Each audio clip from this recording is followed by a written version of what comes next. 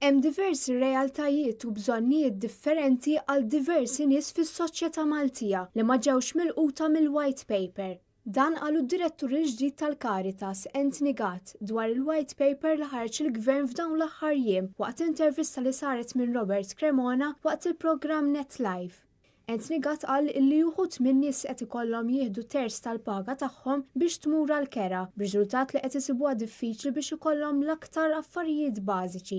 Għal dawn il-faxex nixtiequ li l-għajnuna is-sostenn finanzjarju ikun iktar u ma jkunx hemm biss ceiling li jgħod tal-kulħadd, imma il-sussidju jingħata case by case biex jikkompensa għal-nuqqas ta' dħul biex persuna ma tkunx qed tagħti iktar minn terz ta' dħul tagħha għal-housing, għal-kera f'dak il-każ.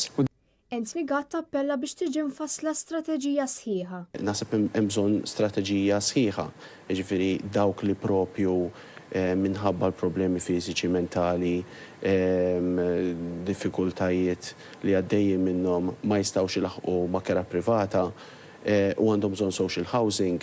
Ovvjament dik hija area oħra ta' intervent mhux covered mill-White Paper.